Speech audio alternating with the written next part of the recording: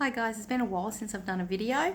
A friend of mine is going over to Destination Beauty in Bangkok to have her gastric sleeve surgery in a couple of weeks. And I started to write out a list of tips for her, and I thought I'll just make a video. Now I need my glasses because I just do, to remember them all. So before you leave Australia, make sure you do your before photos. Do ones that have you in your undies and your bra, so they're pictures for you to be able to see the transformation. But then just in case you want to share them with others, do ones with a singlet and tights. That way then you can show them with the world. Also, it shows all your lumps and bumps, so as you get smaller, which you are going to, you can see the reduction in those. Let me tell you, the before photos combined with your progress photos are just so inspiring, so do those.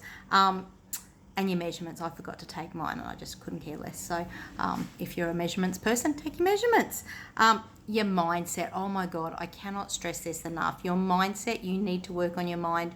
You need to forgive yourself. You need to look at why you got to where you are so that you can make changes, not just your food intake, but mental changes, so this becomes a lifelong success. I'm doing the Dr. Vuong weight loss challenge. I highly recommend it, but like you can do your own too, but then if you could do it on your own, you wouldn't be here. So I'm just saying, work on your mind, find people who can help you work on your mind, forgive yourself. There's so much, like it's all up here, seriously. Take pajamas for the hospital. They do have them. They're not that comfy, and they're also not that, I mean, some people went, oh, they're really comfy. I don't know. I preferred my own PJs, so take 2 pairs and slippers so when you're walking. Also an extension cord. The beds, there's not enough room between the bed and the socket. So if you want to lay in bed watching Netflix, then, you know, for 3 hours, or whatever. Like I just found the extension cord really worked for me. Pre-op, you will have your blood tests done, your weight taken, you'll go for an ECG, an ultrasound, and a lung x-ray, which is where you'll be introduced to nipple staples. Just leave you with that, nipple staples. They're so cute. Anyway, and a bit of a shock when you first see them. If you're cold in the ICU, so the night before you go for your surgery, ask for a doona. They've got doonas. It is so cold in there, and the doonas are so lovely. Don't be afraid to ask. You're paying for this after all. The day you go for your surgery, you should be getting antibacterial wash and towels. The day I went, they didn't tell me I needed to do all that, and they didn't give it to me, so I had to go and ask. When I went to ask, they'd actually put it in a little slot around the corner from my room.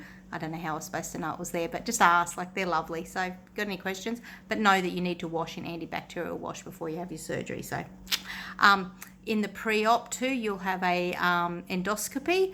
Oh my God, the stuff they give you after that is the best. Enjoy your endoscopy. You really will. What else? You'll get an IV put in when you during your pre-op. It's really uncomfortable. If it's too uncomfortable, just ask them to take it out and ask them to put it back in when you go in for surgery. It's really no big deal to them, and they're very happy to oblige. So just ask. Honestly, that's like the bottom line. Ask. Your partners do get bored, like they're sitting around your healing. Just hook them up with other partners there that will go. They can go exploring, they can go find local things. There's not a lot around the hospital, but taxis are super, super cheap. I don't think I paid more than $5 for a taxi ride the whole time I was there, and some of my rides were like half an hour. If you're really bored, or if you're a social person or you're there on your own, go and sit in the foyer of Ward 11. Oh my God, you get to meet so many people, including the newies that are coming through, and it was just such a great place. I loved it. Then you can go hide in your room later on if you want. Or what you've got to do is you've got to basically your life, you have the surgery, and the next 4 to 5 days is sip your water, walk. Sip your water, walk. You can't understand yet how, because we've been drinking since we were babies, you can't comprehend that after this surgery, you can't gulp. It's just, I still can't.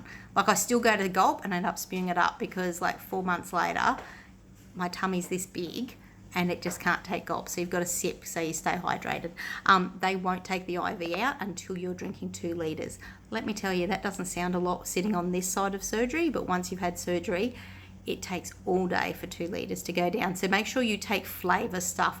I was going down to the shop outside, and they had like little lemon vitamin C's, which were like 35 baht, which is God knows what, nothing. And so I was using that, and then I was feeling really tired one day, so I bought an electrolyte thing and just added a little bit to that, made the water, like honestly, the water felt like you could chew it. So apparently a lot of people post-surgery say that. So water takes on a whole new meaning. Walking, you've just got to walk and sip, walk and sip, walk and sip. Shoulder pain and nausea are normal. I didn't get nausea, thank goodness. Thank you, Dr. Ithifon. But I did get shoulder pain, I think day 2 or day 3, and I thought, oh my God, what have I done? Apparently that's how the gas escapes. So, and that's quite normal. I had a really emotional day. For me, it was day 3, or was it day 2? I can't remember, all rolled into one. But by day 4, you feel human, you feel normal again.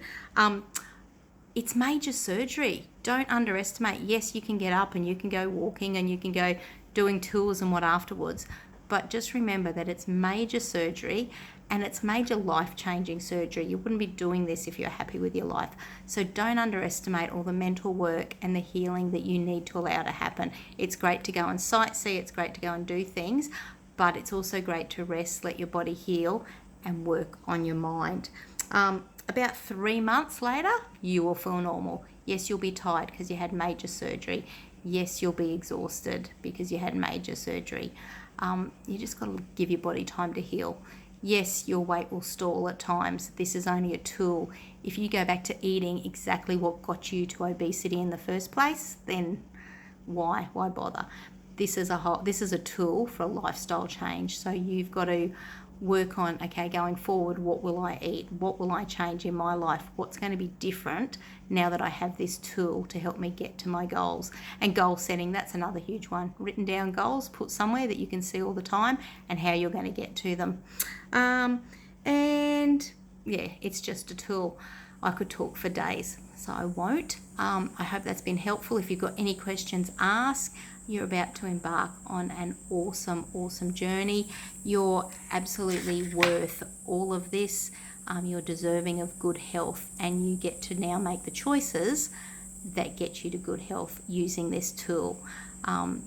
Make sure you document your journey, document your weight loss, so that you can see it. All right, love you guys. All the very best. Mwah.